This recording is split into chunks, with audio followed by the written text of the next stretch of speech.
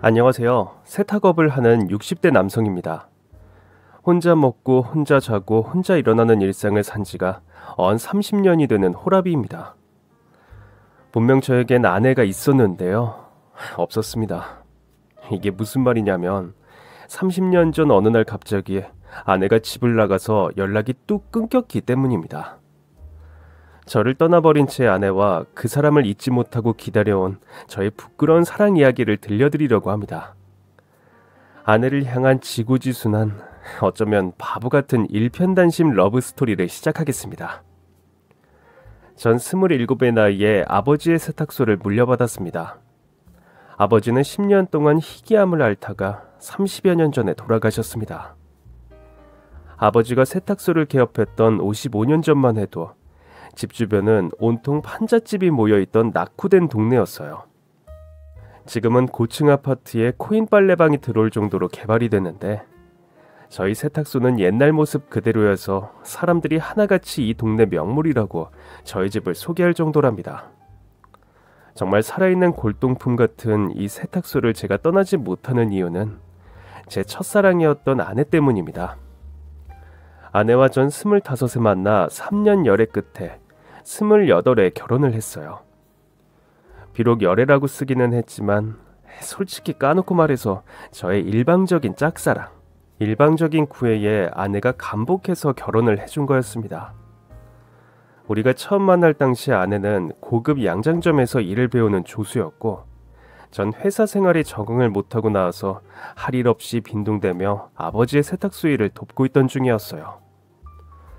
저는 키가 작고 수줍음이 많은 데다 말주변도 좋지 않아서 이성 앞에만 가면 쑥맥이라 불렸습니다. 아내는 한떨기 백갑같이 우아했어요. 목 부위를 리본으로 묶는 하얀 블라우스에 무릎까지 오는 살구색 치마를 유니폼처럼 입고 있었는데 그 복장이 그렇게 잘 어울리는 사람은 한 번도 보지 못했어요. 전 세탁물을 실은 자전거로 배달을 갈 때마다 양장점을 슬쩍 훔쳐보고는 했습니다. 쇼 윈도우 너머로 보이던 아내의 모습은 마치 이국의 고귀한 혈족의 공주 같아 보여서 감히 뚫어져라 쳐다보지도 못했습니다. 양장점 앞에서 속도를 줄여 천천히 달리며 겨우 곁눈질을 해서 그녀를 쳐다보고 벌개진 얼굴로 다시 자전거 페달을 밟고 가던 길을 갔습니다. 간혹 그녀가 출근하거나 퇴근하는 길에 우연히 마주쳐도 가슴이 너무 뛰어서 심장을 부여잡고 그 옆을 스치듯 지나갔습니다. 그렇게 1년을 벙어리 냉가슴 앓듯 짝사랑을 하던 어느 날 그녀가 세탁소 안으로 꾸벅 인사를 하면서 들어왔어요. 지금 생각해도 그 순간은 영화의 슬로우 비디오처럼 천천히 각인되어 있어서 돌리고 또 돌려봐도 계속 보고 싶은 내 생애 최고의 장면입니다. 이 얼룩 지울 수 있을까요? 그녀가 내민 건 눈처럼 하얀 고급 실크 블라우스였는데 어깨 부분에 커피 얼룩이 번져 있었습니다. 그때만 해도 세탁기를 전문적으로 배우던 때가 아니어서 제가 대답하기가 곤란했습니다. 그게 아버님이 한번 보셔야 할 것 같은데요. 사장님이 언제 오실까요?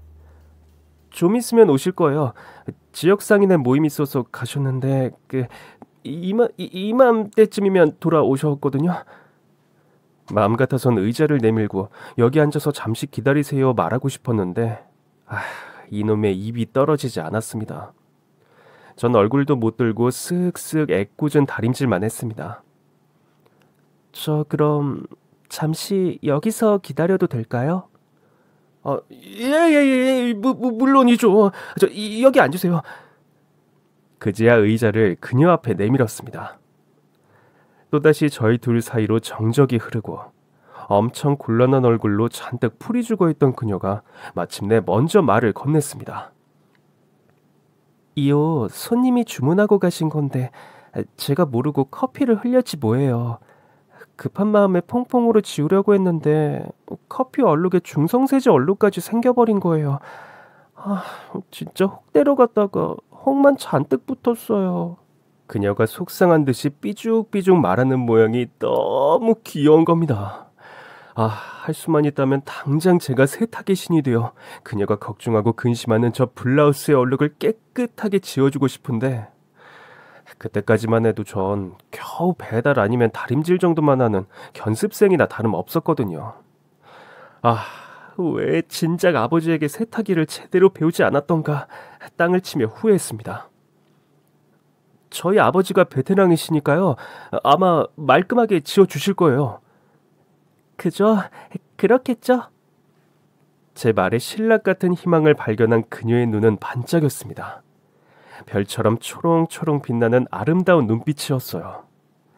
전 그 눈과 마주치자마자 제 마음을 들킨 것 같아서 또 고개를 푹 숙였습니다. 정말 걱정 많이 했거든요. 사장님이 이 얼룩 안 지우면 변상해야 된다는데 제 월급의 반의 반이나 되는 거예요. 겨우 이런 천조가리가 어쩜 그렇게 비싼지. 이런 옷을 입고 다니는 분들은 정말 대단한 것 같아요. 제가 워낙 말이 없으니까 어색한 침묵을 이기지 못하고 그녀가 종알종알 이야기를 했어요. 고급 양품점이라 부자 손님들이 많은데 다들 주머니 사정 살피지 않고 아무렇지 않게 옷을 사가는 것이 부럽다고 하더군요. 남동생이 하나 있는데 대학에 보내고 싶다며 열심히 일을 배워서 양품점을 차리고 싶다고 했어요. 부모님이 없나? 궁금했지만 역시 제 입은 무거웠습니다. 그때 아버지가 돌아오셨습니다. 실크 블라우스의 얼룩을 보시더니 아유 어쩌다 이렇게 만들어서 실크는 실크만 단독으로 실크 드라이 해야 하는데 이거 물도 닦고 중성세제까지 최악이네 최악이야. 하지만 삼거리 일광 세탁소 이 변희봉 세탁 박사와 함께라면 이건 걱정거리도 아니지요. 하시면서 그녀에게 걱정 말라고 여기 맡겨두고 일주일 후에 오라고 하셨어요. 사장님, 근데 일주일은 좀만 더 일찍 안 될까요? 얼마나 일찍? 내일 아니면 모레? 야, 아가씨 성격이 불같네, 불같아. 좋았어. 내 변희봉 세탁 인생을 걸고 신속 정확 깨끗하게 세탁해드리다. 모레 봅시다. 아무튼 아버지는 귀신같이 블라우스의 얼룩을 제거하셨고 마치 새 옷처럼 싹 다림질까지 한 그 블라우스를 받아든 그녀는 정말 감격해서 아버지에게 고맙다는 인사를 수차례 하고 돌아갔습니다. 아내는 그 일을 계기로 종종 저희 집에 들러 음료수나 꽈배기 같은 것을 아버지에게 선물하고 가곤 했습니다. 그때부터였을 겁니다. 제가 아버지에게서 세탁의 비법을 배우기 시작한 것이. 희한하네. 세탁일 안 할 거라고 입이 한 대 빠른 나왔더만. 응? 갑자기 무슨 바람이 불었더냐? 내가 그랬잖아. 우리 아들이 철들면 세상에서 제일 착한 아들이 될 거라고. 아무튼 기특은하네. 군대 제대하고 빈둥대서 걱정했는데 갑자기 정신을 차렸단 말이지. 응? 그럼 상용아, 배달 한번 갈까? 예, 아버지. 배달할 때 네가 자꾸 까먹는 거 있지? 네. 그럼 어디 한번 해봐. 전 머뭇머뭇 기어가는 목소리로 세탁 겨우 내뱉었습니다. 에헤이, 그럼 안 된다고 몇 번을 말했냐? 우렁차게 다시 한 번 더. 세탁! 그러지. 새로 생긴 아파트 한 바퀴 얼른 돌고 오너라. 예. 저는 세탁물을 무더기로 들고 다니면서 동네를 누비며 세탁을 외쳤습니다. 저는 부끄러워서 입도 열리지 않았는데 희한하게 아무렇지 않았어요. 분명히 이건 사랑의 힘 때문이에요. 전 행복한 상상을 했습니다. 제가 세탁을 하고 그녀는 옷을 만들고 그녀가 만든 옷을 제가 세탁을 하고.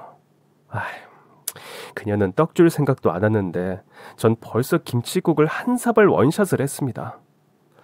그러나 저희는 마주치면 목례나 눈인사를 할 정도였지 더 가까워지진 않았습니다. 언젠가 제가 용기를 내서 달자씨 차 한잔해요 했다가 보기 좋게 까였습니다. 밥 먹자고 해도 그년 저와 함께할 시간이 없었습니다. 남동생 때문에 지금 어딜 좀 가야 해서 시간이 없다고만 하더군요.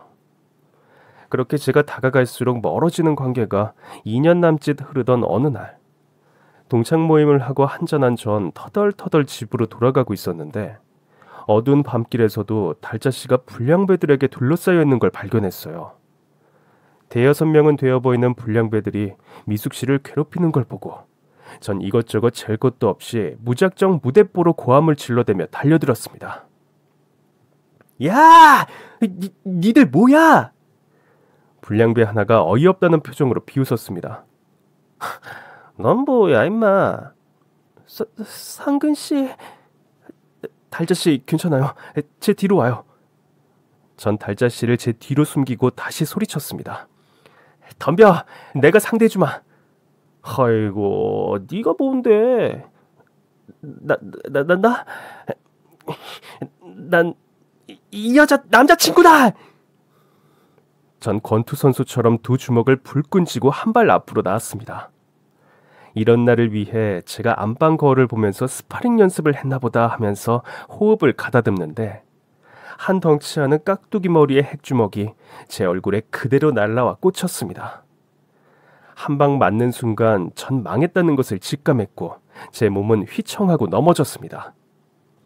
그 이후로 때려 달려드는 발길질을 속수무책으로 당해야 했습니다.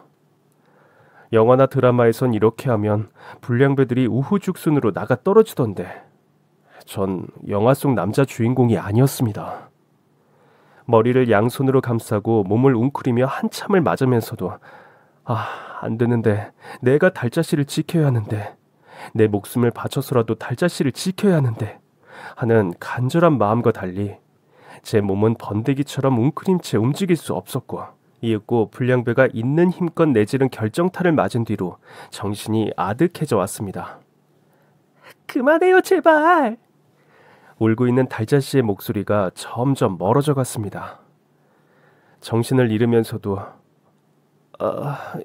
이게 아닌데. 그때였어요. 슈퍼맨처럼 한 남자가 나타나선 정말 슈퍼맨처럼 날아다니면서 불량배들을 일망타진했어요. 정신이 아득해지는 와중에도 멋지다 슈퍼맨, 내가 저렇게 할랬는데 하면서 눈을 감았습니다. 제가 눈을 떴을 때는 병원이었고 제 곁엔 달자씨가 걱정스러운 얼굴로 앉아 있었어요. 알고 보니 저희를 구해준 슈퍼맨은 달자씨의 남동생이었고 불량배들은 남동생을 괴롭히던 무리였다고 합니다. 고작 고등학교 2학년이 불량배들을 제압해버리다니 대단한 핵주먹이었습니다. 미안해요 상영씨. 저 때문에 많이 아프죠? 아닙니다. 달자씨는요? 달자씨는 괜찮아요? 저는 끄떡 없습니다. 오로지 달자씨만 걱정하는 저를 보고 그녀가 어이없다는 듯이 웃었습니다. 솔직히 전 한 달 정도 입원을 해야 했는데 달자씨가 절 위해 매일 병문안을 와줘서 오히려 행복했습니다. 전 이때다 싶어 매일같이 그녀에게 편지를 썼습니다. 사랑의 세레나데라고나 할까요? 매일 러브레터를 받아든 달자씨는 결국 저의 사랑을 받아주었습니다. 그런데 결혼이 쉽지만은 않았어요. 그건 달자씨의 복잡한 가족관계 때문이었어요. 달자씨 남매는 본처 소생이 아닌 장인이 바람을 피워서 얻은 자식이었는데 어머니는 달자씨가 서출이라는 이유로 결혼을 결사 반대하셨어요.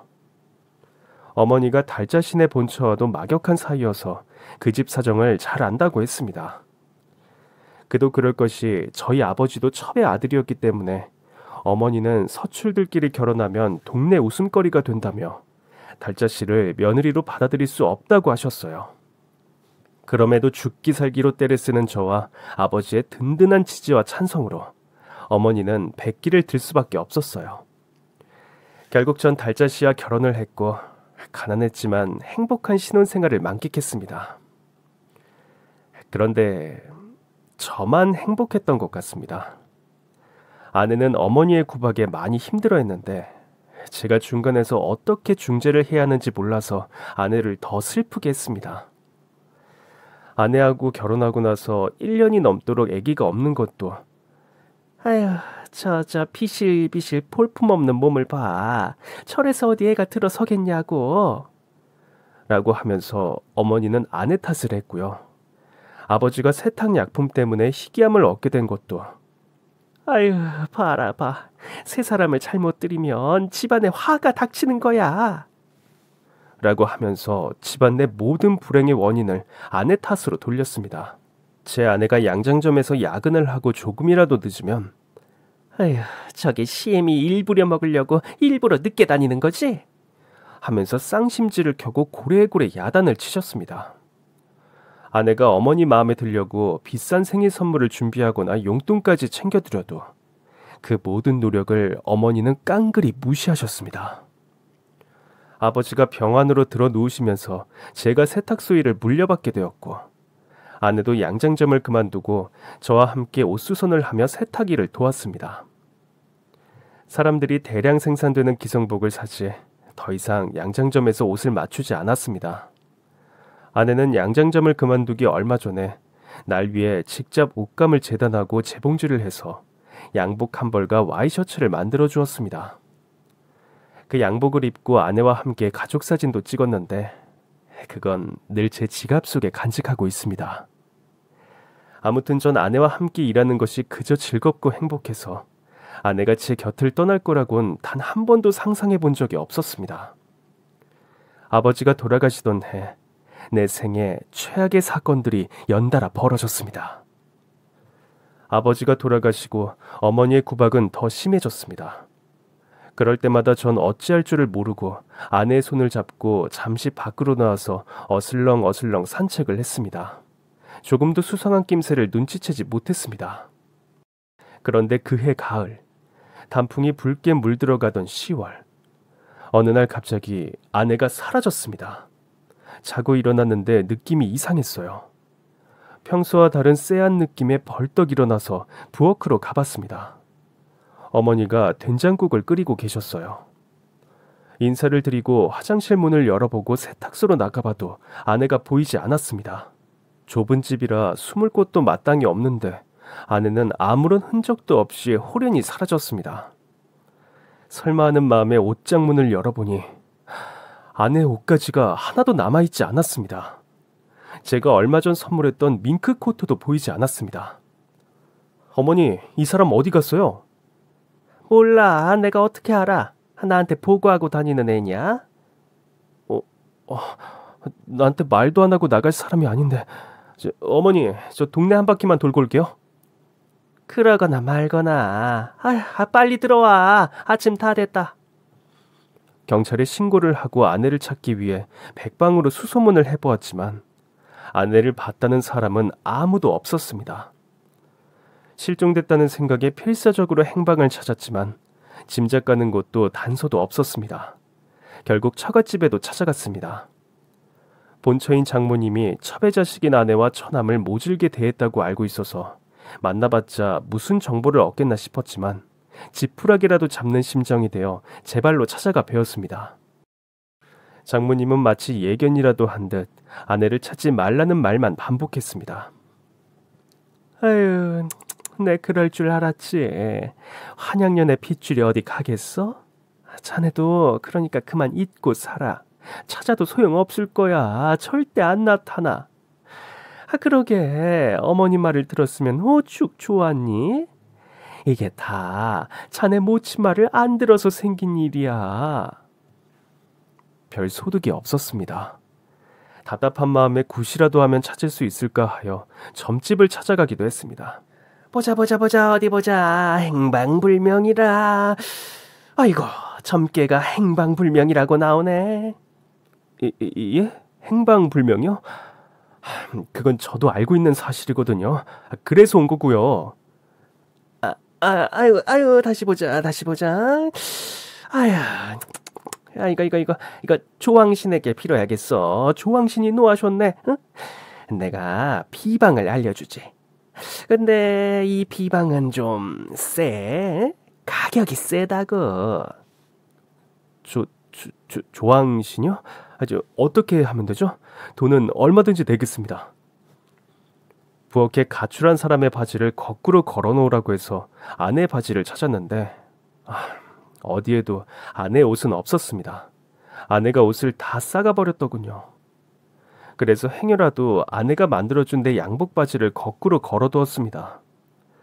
조항을 관장하는 신이 그 바지의 주인을 불러들여 바지를 바로 걸게 한다고 했는데 저에겐 소용없는 비방이었어요. 아무튼 돈을 그렇게나 줬는데도 소용이 없었습니다. 이제 잊어버려. 그런 년은 언제고 나갈 거라고 예상했고 미천한 주제에 가짜게 도도하게 구는 것도 꼴보기 싫었다. 달자씨가 언제 그런 말 한 적 있어요? 말을 해야 하나? 옆에 애들 도망가는 건 뻔한 거 아니냐? 돈 때문이지 돈. 우리가 가난하다 이거지. 아휴, 지 주제도 모르는 년. 어머니 말이 맞는 것 같았습니다. 제가 가난해서 돈이 없어서 그녀를 행복하게 해주지 못해서 아내가 떠난 게 아닐까 싶었습니다. 전 그런 줄 알고 평생을 저 자신을 탓하며 살아왔습니다.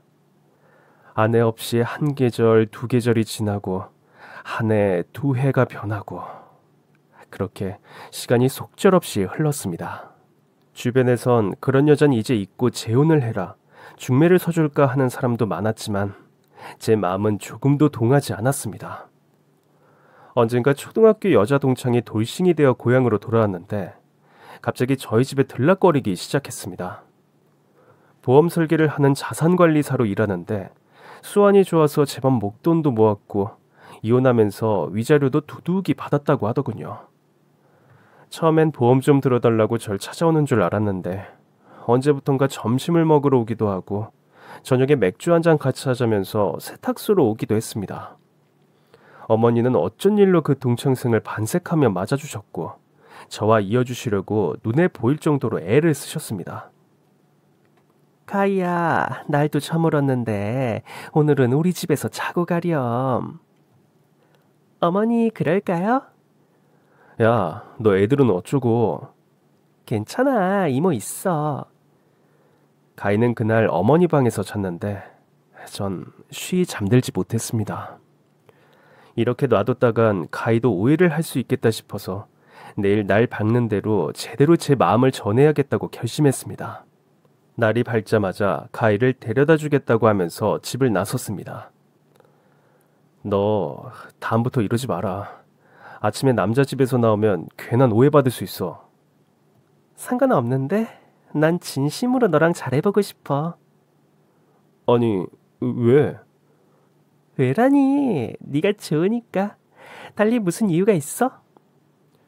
너도 알잖아. 난 아내가 있어. 뭐래? 도망갔잖아. 설마 아직도 기다리는 거야? 그 집 나간 여자를? 전 한숨이 나왔습니다. 그래도 그렇다고 제 솔직한 마음을 말할 수밖에 없었습니다. 그래, 난 아직도 기다리고 있다. 내가 할 수 있는 게 그것밖에 없다고, 기다리는 거. 돌아올 때까지 그대로 있는 거. 미련해. 너랑 안 맞는 사람일 수도 있어. 다시 생각해봐. 너 이렇게 혼자 늙어갈 거야? 미련하지. 그런데 내 마음이, 내 머리가, 내 심장이 기다리라고 하네. 미안하지만 다른 사람이 들어올 자리가 없어. 정말 미안하다. 그래, 넌 정말 착한 것 말고 볼 거 없는 거 알지? 너랑 잘해보려고 했는데 진짜 바보 같아서 탈락이야. 가라 가. 전 그렇게 아내가 떠난 30년이란 세월 동안 그 누구도 만나지 않고 묵묵히 세탁소를 지켰습니다. 언젠가 아내가 처음 세탁소 문을 열고 들어오던 그때처럼 다시 제 앞에 나타나 줄 거라는 신락 같은 희망을 안고서 10년 전에 어머니가 돌아가시면서 전 철저하게 혼자가 됐습니다. 혼자 먹고 혼자 자고 혼자 일어나는 일상은 좀처럼 익숙해지지 않았습니다. 몸도 노쇠해져서 예전 같지 않아요. 감기 기운만 있어도 하던 일 멈추고 들어가 쉽니다. 예전에 어머니가 남잔 부엌에 가면 안 된다고 했는데 지금은 설거지, 빨래, 청소, 취사 모든 가사일을 제가 합니다. 설거지 빨래는 묵히지 말고 그때그때 치우고 볕 좋은 날엔 이불도 말리고 베개도 자주 빨아서 넣습니다. 혼자 살면 거의 옷도 유니폼이 됩니다. 누가 그걸 또 입냐고 핀잔 줄 사람이 없기 때문입니다. 언제부턴가 옷도 사지 않고 옷장에 있던 것도 꺼내지 않고 봄, 여름, 가을, 겨울 옷 4벌로 1년을 났습니다. 호라비 생활 10년에 누추함만 늘어갔습니다. 그러다 제일 힘든 건 고독과 혼자만의 시간이었어요.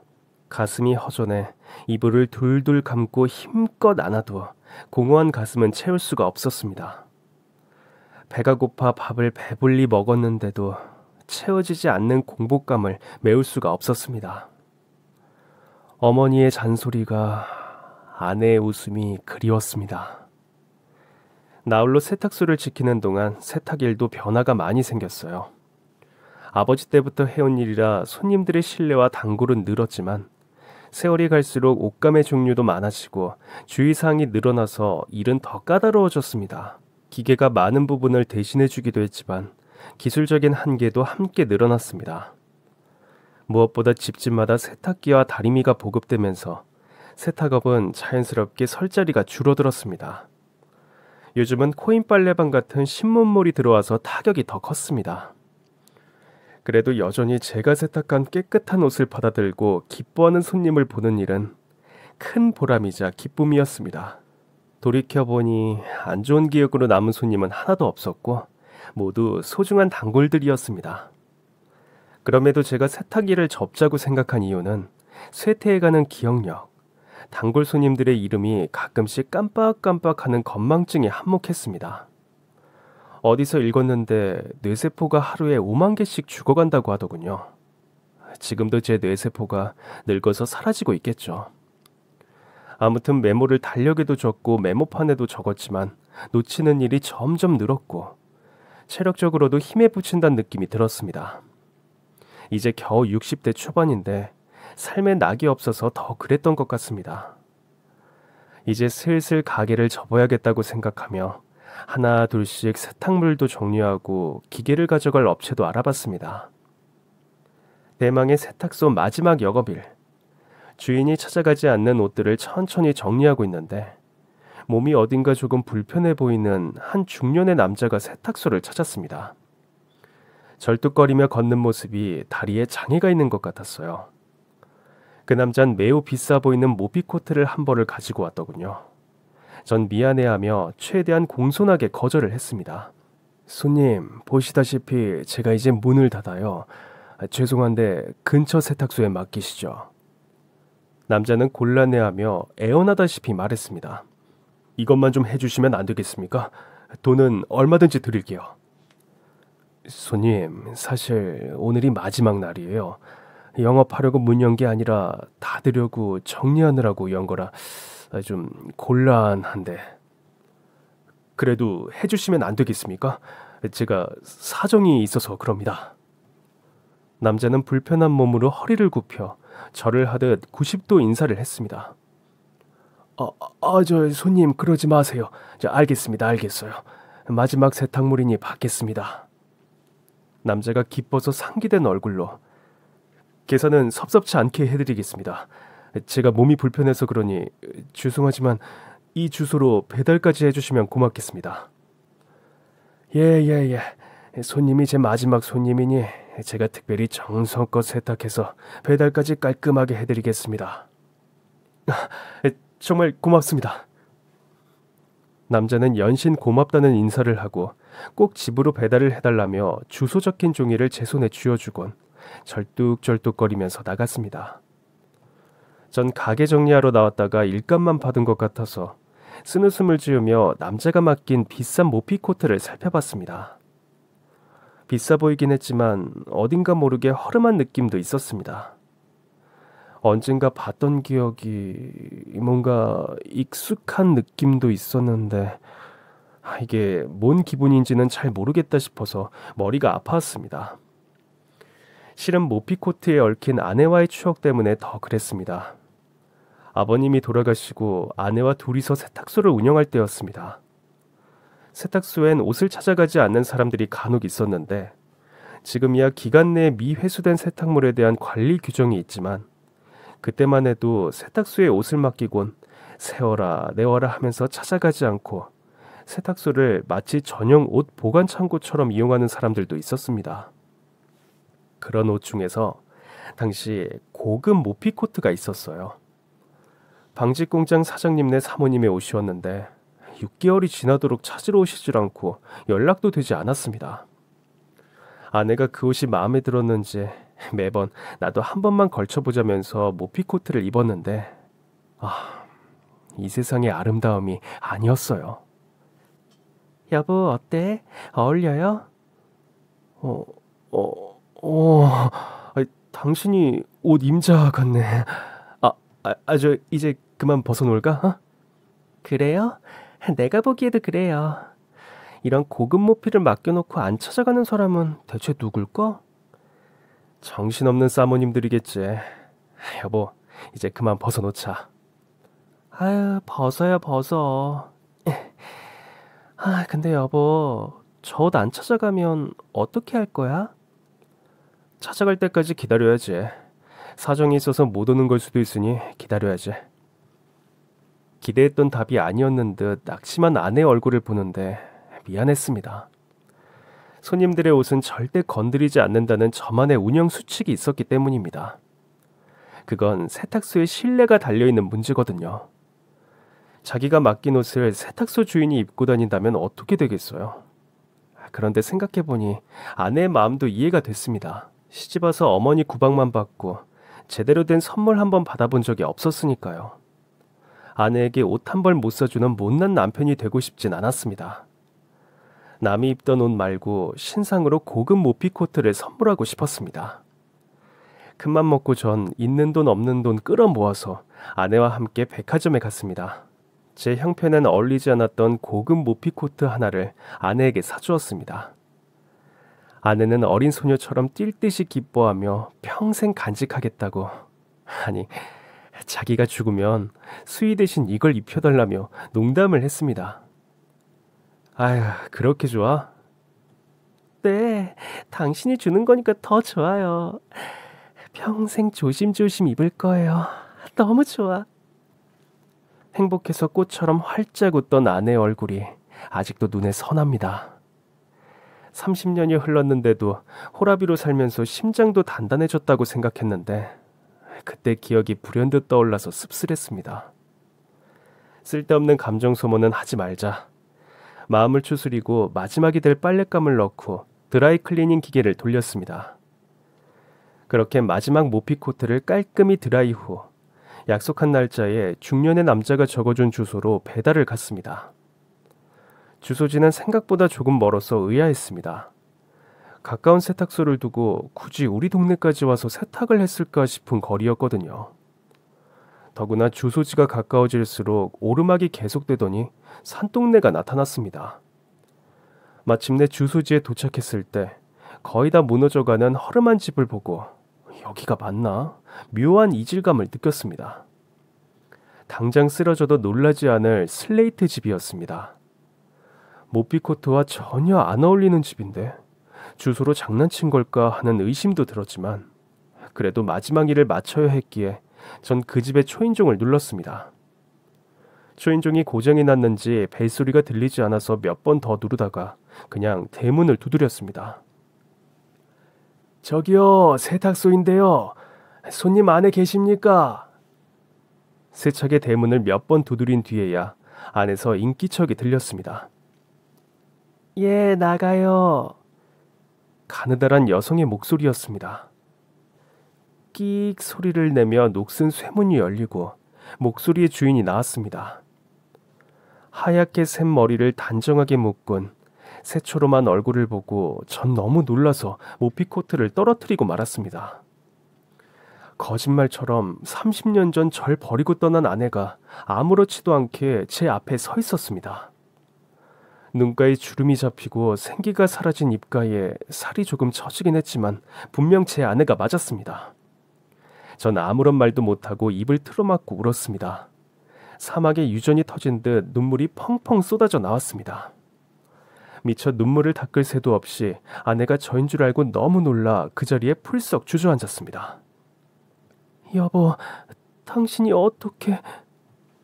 아내가 정신이 번쩍 들었는지 벌떡 일어서고 대문을 도로 닫고 집 안으로 도망치려고 했습니다. 제가 얼른 도망가는 아내의 팔을 잡고 물었습니다. 여보, 잠시만 이야기 좀 해.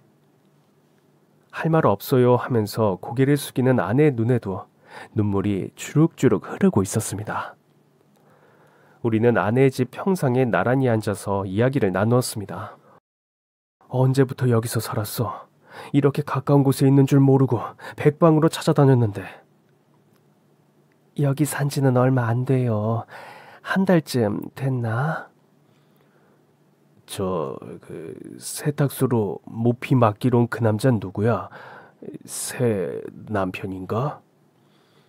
아내가 안절부절하더니 어떻게 된 사정인지 알겠다는 듯이 긴 한숨을 내쉬고 말했습니다. 남동생이 갑자기 모피 코트를 달라고 해서 왜 그러나 했는데 당신 만나게 해주려고 했나 보네요. 기억 안 나요? 제 남동생 달근이.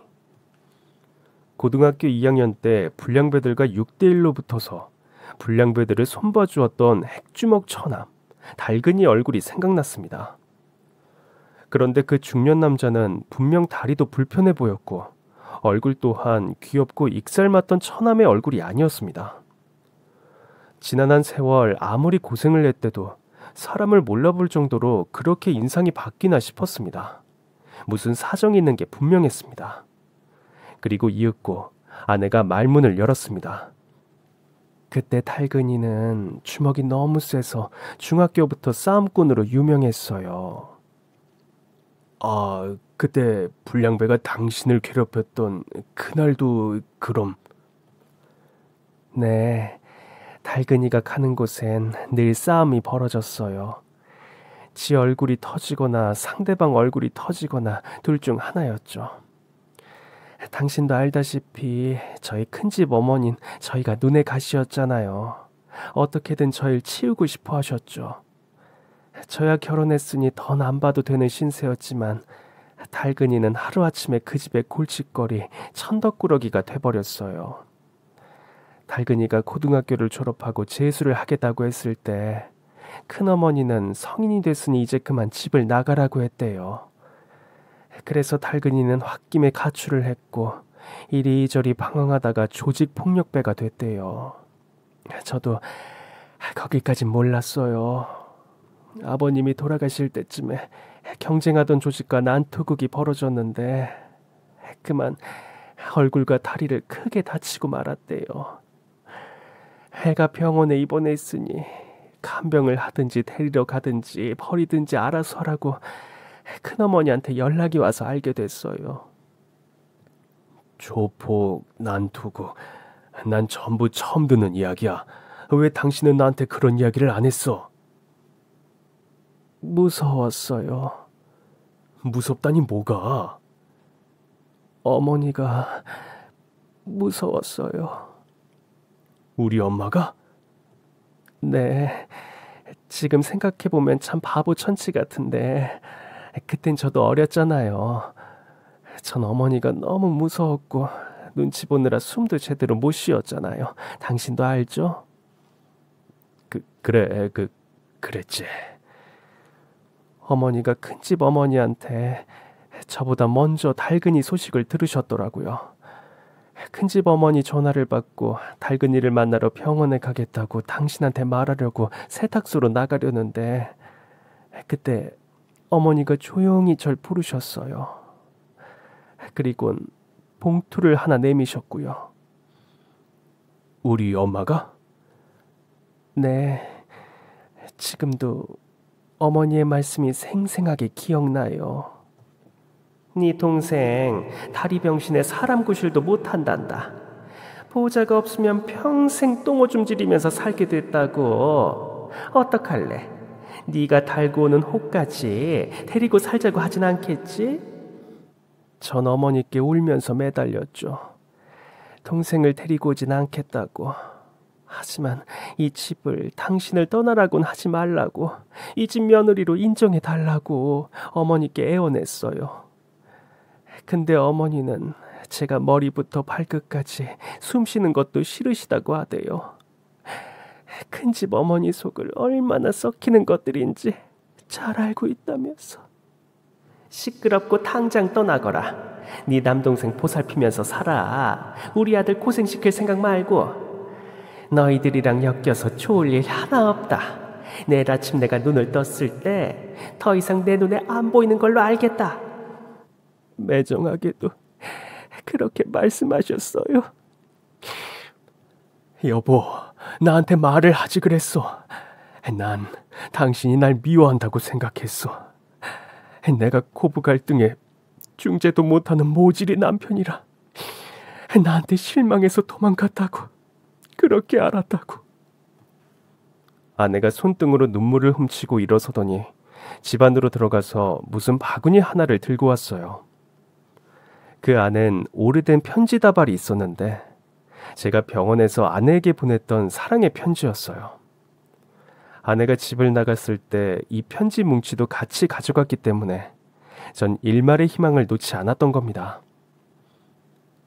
이걸 아직도 가지고 있었어? 내 삶이 힘들 때마다, 당신이 보고 싶을 때마다 꺼내 읽었어요. 내 유일한 안식처 같은 거예요. 이럴 거면 다시 집으로 나에게 돌아오면 됐잖아. 지금까지 왜 그렇게 꽁꽁 숨어 있었던 거야? 당신이야말로 왜 그랬어요? 절 금세 잊고 다른 여자와 살림을 차렸잖아요. 당신이 날 버릴 줄은 몰랐어요. 뭐? 그게 무슨 말이야? 난 평생 당신만 기다려왔는데. 아내가 다리 불구에 만신창이가 된 처남을 돌보고 간병한 지 3년째 되던 해. 처남은 조금씩 회복을 했고 의족에도 익숙해졌다고 합니다. 조직에선 나왔지만 당당하게 거리를 활보할 수 있는 처지가 아니었던 처남은 돌아가신 장모님의 고향으로 가겠다고 했대요. 그래서 아내는 처남이 홀로 설 수 있겠다 싶어서 제가 너무 보고 싶어서 어머니에게 싹싹 빌어서라도 집으로 돌아와야겠다 싶어서 세탁소로 찾아왔대요. 그런데 막상 세탁소가 보이니까 문을 열고 들어서지 못하고 근처에서 왔다 갔다 배회를 했는데 그때 어머니한테 딱 걸렸대요. 아니, 여길 어디라고 찾아와? 어머니, 저 상용 씨 없으면 못 살아요. 제가 죽은 듯이 숨도 안 쉬고 지내겠습니다. 아내는 무릎을 꿇고 빌었다고 합니다. 하지만 어머니는 세상 차가운 목소리로 네가 와도 이젠 소용없어. 상용이 여자 생겼다. 결혼할 여자. 내 말이 거짓말 같으면 저기 숨어서 지켜봐라. 내 말이 참인가 거짓인가. 하는 말에 아내는 너무 놀라서 얼굴이 하얗게 됐대요. 그래서 과일집 골목에서 숨어서 세탁소를 지켜봤지. 당신이 너무 보고 싶어서 당장 달려가고 싶은 걸 꾹 참으면서 지켜봤는데 저녁이 되니까 자동차 한 대가 서더니 화려하게 꾸민 여자가 세탁소로 들어가더라. 그리고 당신이랑 같이 나와서 맥주집을 가더라고. 그리고 그날 밤에 그 여자가 당신이랑 우리 집으로 들어가는 걸 봤어. 내 눈으로 똑똑히. 어떻게 당신이 날 배신할 수가 있어? 아니야, 오해야. 그 여자는 그냥 동창이라고. 초등학교 동창. 단 한 번도 여자라고 생각해 본 적이 없어. 어머니가 우리를 결혼시키려고 억지로 갖다 붙이는 걸 내가 내내 거절하고 동창한테도 분명히 아니다 말하고 선을 확실하게 그었어. 근데 왜 아침에 당신이랑 같이 나오는데 마치 부부처럼 나오는 걸 보고 나도... 여보, 그날 걔는 엄마랑 같이 잤어. 난 걔랑 정말 아무것도 없었어. 아이고 세상에. 전 너무 기가 막혀서 마른 세수를 했습니다. 하필 가희와 제가 나오는 모습을, 그것도 아침에 나오는 모습을 보고 아내는 그 여자와 내가 정말 결혼할 사이라고 믿었다니. 그래서 집으로 돌아오려다가 그 길로 다시 처남이 있는 장모님의 고향섬으로 돌아갔더니 어떻게 이런 기막힌 이야기가 있을 수 있습니까? 아내도 모든 것이 자신이 오해했던 걸 알고 속상한 나머지 회한의 눈물을 참지 못하고 오열했습니다. 우린 왜 이렇게 바보 같아요? 삶은 왜 우리를 이렇게 속이고 기만하는 건가요? 아휴, 여보. 전 울고 있는 아내의 어깨를 떨리는 손으로 감싸주었습니다. 이렇게라도 당신을 만나서 난 너무 좋아. 너무 고맙고 너무 행복해. 당신이 살아있어 주어서 그것만으로도 감사하다고. 조금만 더 일찍 와볼 걸 그랬어요. 처남이랑 다시 돌아온 건가? 아니요, 저 혼자 왔어요. 알고 보니 아내와 처남은 장모님의 고향 섬에서 아무도 모르게 자리를 잡고 살았다고 합니다. 처남이 고깃배를 한 척 사서 식당을 차렸는데 아내는 식당 주방에서 일을 도왔다고 하네요. 남매는 착실하게 돈을 모았고 처남도 좋은 인연을 만나 결혼을 하게 됐대요. 처남이 딸 둘을 낳고 일가를 일구는 모습을 옆에서 지켜보며 살던 아내는 더 이상 처남에게 자신이 없어도 될 것 같아서 평생 마음에 간직하고 있던 곳에 가고 싶다고 처남에게 말했다고 해요. 바로 세탁소가 있는 우리 동네죠. 처남은 그저 유년 시절 자란 곳에 가고 싶나 보다 했는데 함께 집을 보러 다니면서 아내가 낡아빠진 당장이라도 무너질 것 같은 이 집에서 살겠다고 했을 때 처남은 그 이유를 그제야 눈치챘다고 합니다. 진작 말하지 누나. 나 때문에 누나 인생을 망쳤어. 너무 미안해. 못난 동생 때문에 누나가 고생만 하고. 미안해 누나. 아니야. 너가 다시 웃을 수 있어서 누나는 그걸로 좋게. 진짜야. 처남은 섬으로 돌아가서도 아내에게 미안함을 지울 수 없었고 저희 두 사람을 한번 만나게 해서 어떻게든 아내의 진심을 알려야겠다고 생각했대요. 그래서 며칠 전 갑자기 아내 집으로 와서는 불쑥 누나 모피 코트 좀 줘 했답니다. 모피 코트를 왜? 그건 곤란해. 남편이 준 선물이라서 안 돼. 아내는 절대 안 된다고 딱 잘라 말했는데 처남이 일주일만 애들 엄마 모임이 있는데 입고 갈 옷이 없어서 그래 라고 했대요. 한겨울도 아니고 늦가을에 웬 모피 코트를 입고 갈 생각을 하는지 이해가 되지 않았지만 처남이 저렇게 애걸복걸하며 떼를 쓰는 것이 하도 신기하고 웃겨서 그래 옛다 하고 모피 코트를 빌려주었다고 하네요. 그렇게 처남은 모피 코트를 들고 심각한 얼굴로 세탁소를 찾아온 거였습니다. 처남의 표정이 심각했던 건 제가 결혼을 했다고 알고 있어서였대요. 이래도 되나 하는 마음에 만일 처남이 하루라도 늦었다면 세탁소 문을 닫았을 테고 상상만 해도 끔찍합니다. 아무튼 우린 그렇게 기적처럼 만나게 됐습니다. 여보, 이 집이 비록 허름해도 마당에서 당신 세탁소가 보인단 말이에요. 정말? 어디? 아내 말대로 그 집 마당에서 산 아래 도로가 보이고 세탁소가 정말 조그맣게 보였습니다. 사람이 개미처럼 보이는데 어떻게 나를 확인하려고 그랬어? 그러게요. 그것까진 생각 못했어요. 그냥 당신이 저기 살고 있다는 것만으로도 어쩐지 안심이 되더라고요. 여보, 아니 오달짜씨, 제가 한번 안아봐도 되겠습니까? 어느덧 환갑이 넘은 늙은 아내가 수줍은 듯이 웃으며 고개를 끄덕였습니다. 제 눈엔 여전히 한떨기 백합처럼 아름답고 우아했어요. 여보, 우리 다신 헤어지지 맙시다. 다시는 당신을 어디에도 보내지 않을 거야. 여보, 늦어서 미안해요. 이제 다녀왔어요. 그래, 어서 와. 저는 매일 세탁소 문을 다시 엽니다. 아침마다 아내의 손을 꼭 잡고 함께 출근을 합니다. 아내는 옷수선을 하고 전 세탁을 합니다. 세탁물을 배달할 땐 세탁 하면서 외칩니다. 옆에서 아내가 장난스럽게 더 크게요 라고 하면서 웃습니다. 요즘 이렇게 외치는 사람은 저밖에 없습니다. 저희 세탁소는 아픈 기억을 지우고 마음의 얼룩까지 모두 지우고 앞으로 순백의 도화지처럼 우리의 사랑을 새롭게 써내려갈 아내와 저만의 안식처입니다. 저는 더 이상 호라비가 아닙니다. 아내가 돌아왔으니까요. 그럼 사랑이 퐁퐁 샘솟는 저희 세탁소로 놀러오세요. 그럼 지금까지 제 사연 들어주셔서 정말 감사합니다.